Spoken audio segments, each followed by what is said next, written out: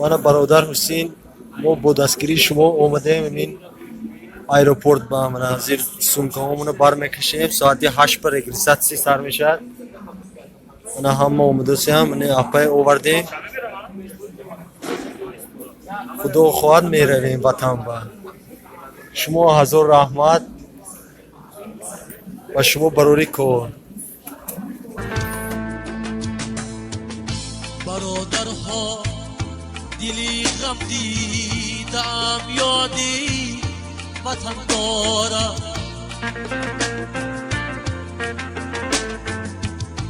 برادرها دلی غم دیدم یادی وطن دارم. دل و جانم چمرغ در قفس یادی چمن دارم.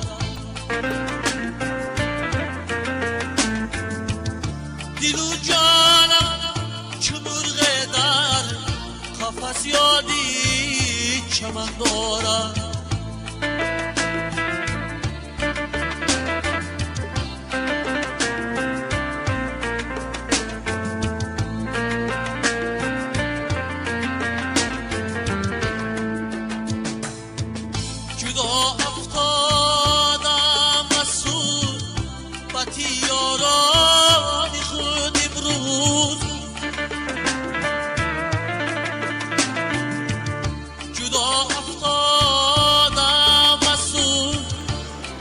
یارانی خود امروز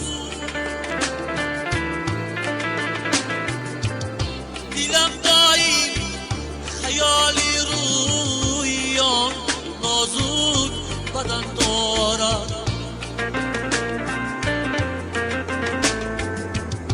دیلم دایم خیالی رویان نازک بدن دارد.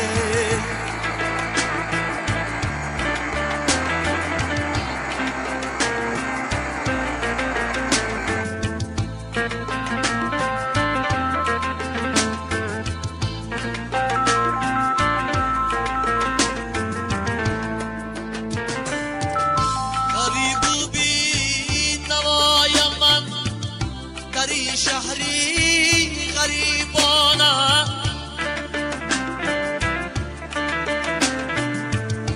غریب و بی نوای من در شهری غریبانه دلی پر هست رتم هر ره زیادی هم سخن دارم.